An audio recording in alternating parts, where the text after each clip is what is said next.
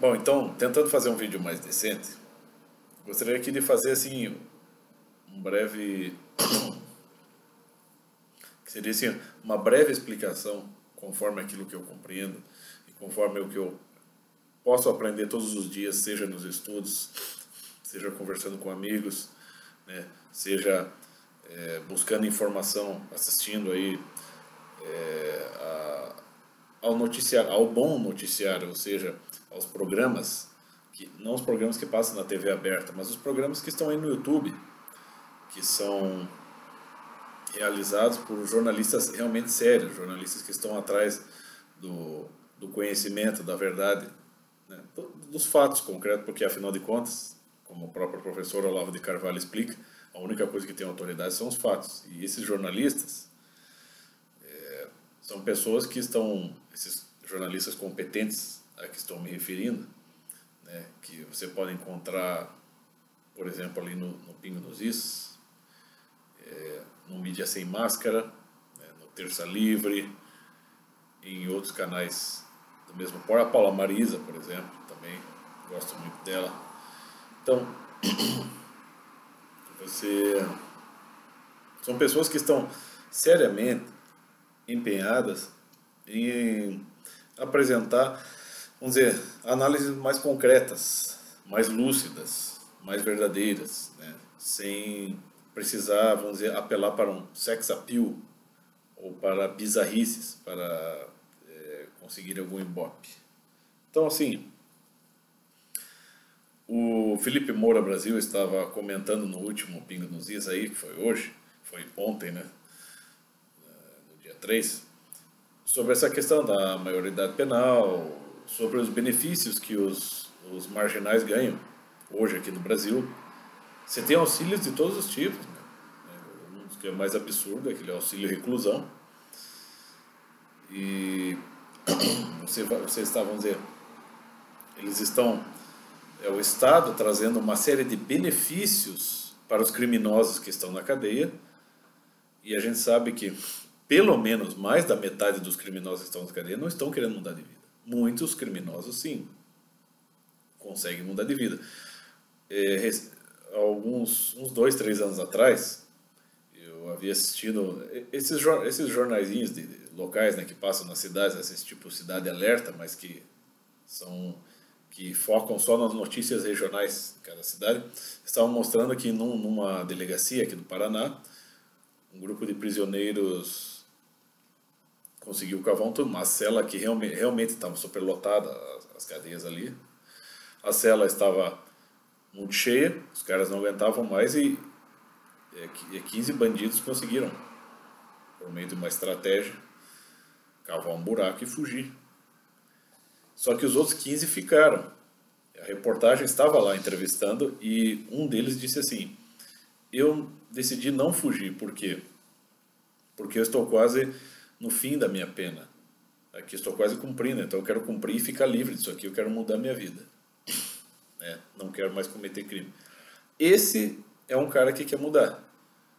Se ele não fugiu, se ele tinha a chance de fugir, se ele não fugiu, e ele está ali procurando se comportar, vamos dizer, assim, se manter firme ali, apesar de é um inferno mesmo aquilo ali, se manter firme para cumprir a pena, não é possível que ele queira retornar ao crime.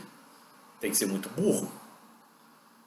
Mas se ele está aguentando, se ele, vamos dizer, impôs isso para si mesmo como um dever, o Estado me puniu e eu vou aceitar essa punição, eu vou até o fim para depois iniciar uma nova vida, então esta pessoa realmente está sabendo se privar de alguma coisa, não é?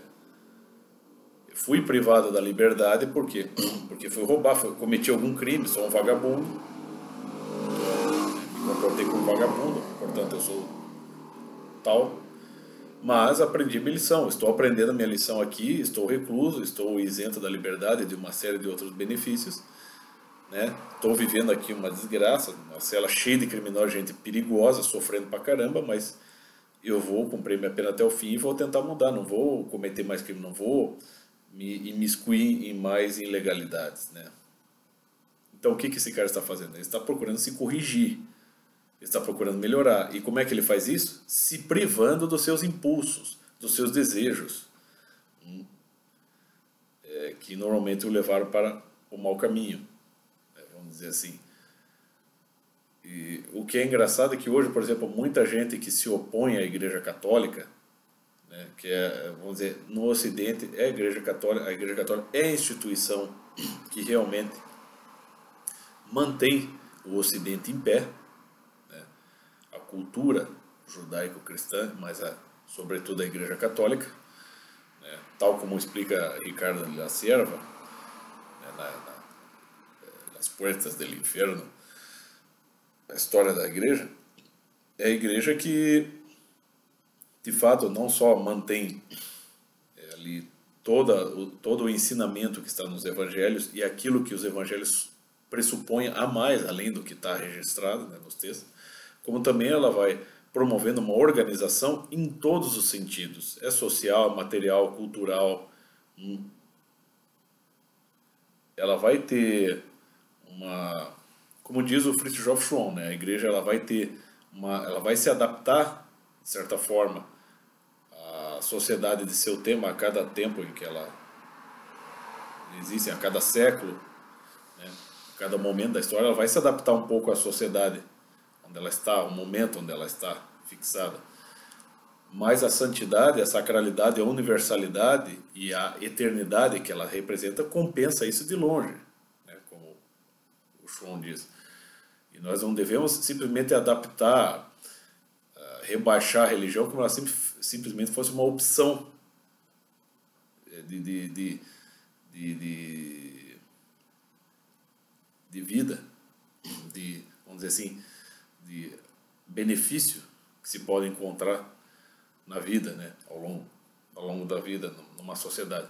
Que é o que acontece, por exemplo, com as igrejas evangélicas, protestantes, né? Elas são uma opção, entre outras, para a pessoa mudar de vida, melhorar de vida. A Igreja Católica não está se propondo isso. A Igreja Católica ela está se propondo acolher as almas e tentar salvá-las. Tentar salvá-las do quê? Do seu próprio tempo. A Igreja Católica ela não se seculariza. Ela não é dominada pelo tempo, pelo seu tempo. Contra ela que tem que dominar o tempo. É como está o Eugene Rosenstock, um dos grandes filósofos alemães também, né, que o Olavo recomenda, diz isso, que a igreja está aqui no mundo para salvar cuidar de cada tempo, né, de salvar cada século contra si mesmo, ou seja, para que as pessoas tenham um ponto de referência fixo, consistente, firme, que vai acolhê-los dos perigos do mundo, da transitoriedade do mundo. Esse é um dos simbolismos também que está na Arca de Noé, né? A transitoriedade do mundo não destrói as coisas divinas. Então ela vai ser sempre um ponto de referência para que as pessoas possam recorrer a ela, não simplesmente para mudar a sua vida material. O Silvio Santos, que foi um homem pobre, vamos dizer assim, na sua juventude, se tornou um dos homens mais ricos do Brasil. E ele, por acaso, é religioso? Ele deve isso à Igreja Católica? Não. Ele deve isso ao esforço dele. Não sei como é que ele fez, se foi honesto ou não foi. A Igreja Católica não está aí para mudar de padrão de vida, está aí para acolher, para orientar, trazer luz para as pessoas. E essa luz sobretudo, de ordem supranatural, né? Claro que ela se espalha sobre a vida material, social, cultural, mas ela não visa a se adaptar, ou seja, a se rebaixar, a dar às pessoas uma perspectiva de um conforto maior à vida, nem de uma vida mais abastada, nem mais tranquila. Ao contrário, muitas vezes a Igreja Católica vai trazer até um sentimento de culpa saudável, né? Ela vai trazer um sentimento de culpa que muitas vezes falta às pessoas. Sejam pessoas que estejam na prisão, pessoas que estejam fora da prisão. Todos nós, né? Então, quando aquele presidiário que estava lá e que decidiu não fugir, decidiu ficar ali, cumprir a pena até o fim para mudar de vida, o que ele está fazendo? Ele está se privando de uma série de coisas, né, para poder mudar de vida. Como é que é a história dos santos canonizados pela Igreja Católica, se não essa? Os santos, que são pessoas que também, como todos nós, pecavam, né, e que sofriam as tentações todos os dias, o que eles faziam? Eles se privavam das coisas, eles buscavam uma uma rigorosa disciplina interior, né? E buscando uma profunda sintonia com Deus. É assim que as coisas funcionam. Enquanto o ser humano é o único ser humano que pode fazer, os animais não vão fazer isso. Cachorro, gato, vaca, pato, né? Eles vão buscar sempre o que é melhor para eles. Não é culpa deles, obviamente, os animais são assim. É como no romance do Dostoiévski, você tem lá os irmãos Karamazov, você tem o Staret Zosima, que é um monge ali, está conversando com o personagem principal ali, que vem perguntar para ele, tá, e os animais? Se só o ser humano tem alma, como é que fica os animais? Ele dizia, os animais já estão com Deus. Então, só que os animais, então, eles não têm culpa de ser como eles são, só vão buscar o que é bom para eles. Eles não têm como abdicar disso aí, né? Agora, o ser humano ele tem como abdicar do que é bom para si em prol da sua salvação. Não é questão de, não é só uma questão doutrinária também, de salvação da minha alma. É uma salvação sua aqui, durante a sua vida aqui. É você poder disciplinar a sua vida e conquistar uma liberdade. Aquela liberdade, tal como explica assim de uma maneira fantástica o Roger Scruton no livro A Alma do Mundo. Ele diz aquela liberdade determinada. Não tem como termos liberdade absoluta, mas podemos conquistar um certo grau de liberdade diante das outras pessoas, diante do outro, né? Que é o respeito aos direitos e aos deveres. Nós estamos carregados tanto de direitos quanto de deveres. As pessoas, os criminosos que estão na cadeia, estão lá porque não cumpriram os seus deveres e também porque não respeitaram os direitos dos outros. Então, se eles estão lá, qual que teria que ser a missão da cadeia? A missão da cadeia teria que ser, ou seja, de privar o sujeito de determinados da liberdade e de outros benefícios para que ele pudesse refletir, meditar sobre a vida dele, né?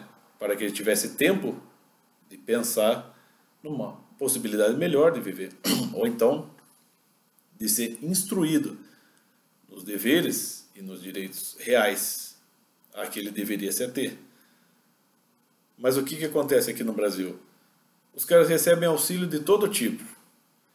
Você tem o narcotráfico crescendo vertiginosamente aqui no Brasil. Até o Felipe Moro Brasil explica que a maior parte ali não quer melhorar. Os jovens infratores que passam um tempo nas casas aí de correção. Essas casas de correção são uma boa bosta, né? Realmente, né? O Estatuto da Criança e do Adolescente, tal como o professor Olavo já explicou, é só mais uma indução ao crime. Então, eles estão lá, eles não veem a hora de sair de lá, cumprem a sua pena. Nesse caso, estão sendo cínicos, né? Cumprem a sua pena para poder sair de lá e voltar ao mundo do crime. E subir no alto escalão do comando do narcotráfico. Quer dizer, é aquele sonho, o sonho adolescente sendo corrompido, né? Vamos dizer assim. Então os caras, esses jovens que estão envolvidos com um crime, eles não querem, já não é mais como antigamente, eles não querem realmente tentar mudar. Eles já estão totalmente encantados, né, por este reino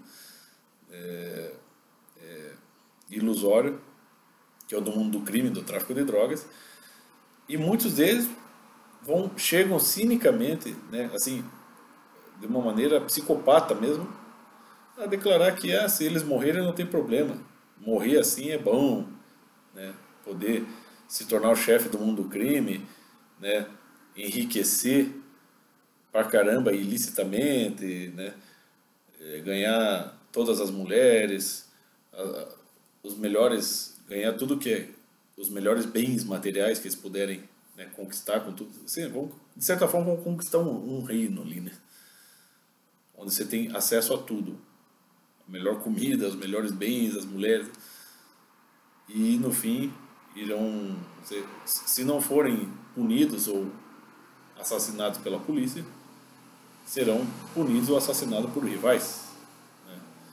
Então, quer dizer, assim, é o reino da fantasia invadindo perigosamente a realidade, que é o que está virando. O mundo, as drogas proporcionam só fantasia, só alucinação. E as pessoas que estão comandando o tráfico de drogas também já estão num reino de fantasia perigosíssimo. E os jovens estão encantados com isso.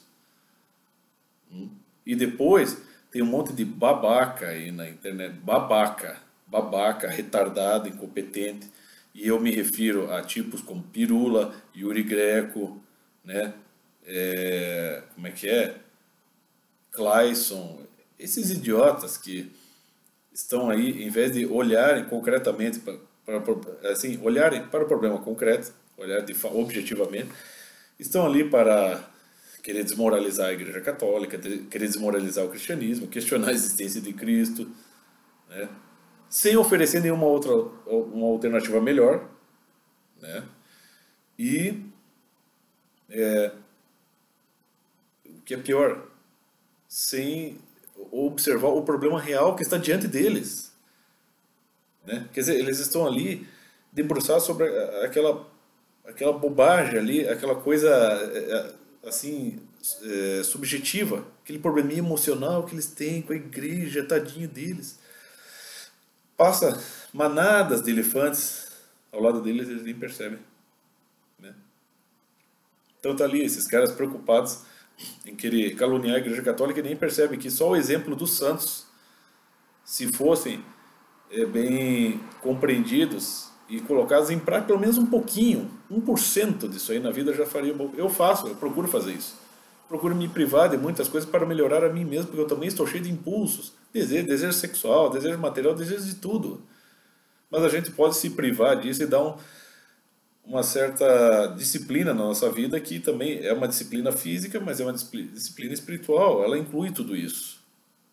E é assim que a gente, é nessa privação de nós mesmos, não é uma prisão, mas é uma privação, ou seja, uma capacidade de meditar sobre as consequências do que a gente pode fazer, né? A minha liberdade é tão determinada quanto a dos outros, por direitos e deveres. Só que isso não deve ser uma coisa que eu vá adotar na minha vida, que eu vá reconhecer e usufruir disso de uma maneira forçada. Se não fosse assim eu farei de outra maneira, farei do jeito que eu quiser, foda-se os outros. Não, leva em conta uma compreensão disso. O Miguel Reale explica isso muito bem no Aplicações da Constituição de 88. Mas o problema é que o Estado moderno também, o Estado moderno, tal como ele é aqui, não só no Brasil, mas no mundo todo, tal como explicou o René Guénon faz um prefácio maravilhoso no livro lá do Símbolos da Ciência Sagrada, em que ele explica que então, o Estado moderno, a política moderna, ela está muito dissociada do divino, ela está muito desligada das tradições religiosas, as tradições que formaram a base até da política e da ciência. Então, o que acontece? O Estado está desligado, daqueles princípios fundamentais propagados pelas religiões. Então, o Estado faz as suas próprias leis de maneira autônoma. Estando dessintonizado com o divino, ou com os reinos, com o rei,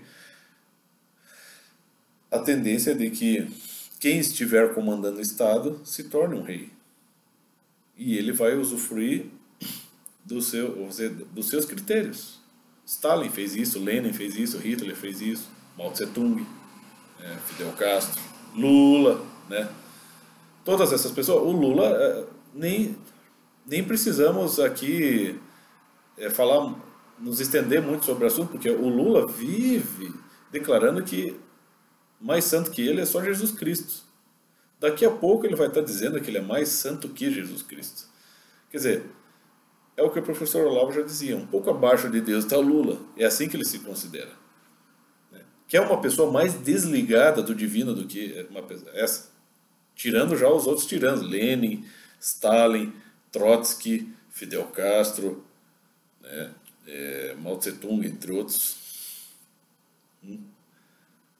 Quer dizer, uma pessoa está totalmente desligada do que é o que seria o princípio tradicional, conservador, aquele que tem que ser compreendido de modo preciso, de modo rigoroso, para que se possa agir com responsabilidade no Estado. Quem disse que o Lula tem isso? Ele vai lá e estabelece os critérios dele. E qual que é um dos critérios que impera aqui no Brasil? É o critério esse de vitimar os bandidos, né? Esse critério está, vamos dizer assim, ele está tomando a dianteira há muito tempo. e culminou nisso que nós temos hoje. Pessoas cometendo todo tipo de infração e muitas vezes respondendo até em liberdade. Isso se aplica até às pessoas que provocam acidentes de trânsito. Lá nos Estados Unidos, eles estavam mostrando, eu estava assistindo um programa ali, eles estavam mostrando uma ficha de uma pessoa lá, estudando o histórico de uma pessoa, um motorista. A mulher foi pega dirigindo bêbada na rua. Claro, eu sei que nos Estados Unidos às vezes também tem uma punição meio rigorosa, às vezes a coisa parece que meio que extrapola mesmo. Mas lá a mulher foi pega dirigindo, bebendo uma lata de cerveja, ela foi presa. Ela ficou quase 2 anos na cadeia por causa disso. Que eu acho que não precisava, mas ela ficou presa, porque ele falou, você é um perigo em potencial. Se você continuar assim, a coisa, se a gente deixar, é isso que o sargento explicou lá, se a gente deixar, se você não firmar agora, não der uma punição assim mais rigorosa, daqui a pouquinho ela está provocando um acidente. É bem provável. Pode ser bem pretensioso, mas que também a mulher saiu da cadeia mudada, saiu. Né? Só que, claro, não precisa uma punição tão rigorosa. Aqui no Brasil, pelo menos, podia adotar em certo grau isso aí. Não está sendo adotada. Uma pessoa da minha família já foi morta por um motorista bêbado, entendeu? E foi difícil de resolver a situação, e foi um sofrimento desgraçado, né? E cadê a lei aí? A lei está frouxa, né? Então, exatamente, quando eu vi lá, acho que foi no Terça Livre que eu vi isso aí. Então, quer dizer, você tem o MST está aí, né? Aquele bando de vagabundo, de filhos da puta, de criminosos, invadindo fazendas, destruindo propriedade privada. E cadê o Congresso para agir em cima disso? Cadê uma lei rigorosa para... Não é só para punir, é para fechar esse movimento. Esse movimento nem existe juridicamente. Esse movimento, ele tem que ser abortado, porque as pessoas que estão ali, uma boa parte são criminosas conscientes e outras são criminosas inconscientes, que estão sendo movidas para isso. E não adianta dizer, tem um monte de coitadinho ali que não sabe o que está fazendo. Sabem muito bem. É aquilo que o professor Olavo falou numa palestra sobre ética. Ignorância e maldade andam juntinho, meu filho. Tá? E quando a gente lê os clássicos de Lima Barreto, Machado de Assis, José de Alencar, José Lins do Rego, a gente vê que a malandragem está no espírito brasileiro, e isso é uma coisa que tinha que ser superada. Claro, não é a sociedade, no geral, que é malandra. Mas uma boa parte eu conheço, eu já vi muitas pessoas declarando, assim, alto e bom som, que se precisassem viver uma vida assim, em que abastada, mas por meio da malandragem, viveriam. Entendeu? Elas só não apelam para isso porque tem medo da punição. Né? Mas ultimamente, do jeito que está a punição aqui no Brasil, do jeito que as coisas andam no judiciário, no Congresso, totalmente desligado dos princípios cristãos, né? As mentalidades criminosas estão sendo só encorajadas. E ainda tem os babacas desses ateus ainda dizendo né, que a Igreja Católica é isso, é um sistema de alienação, porque é uma ficção, é uma fábula, né?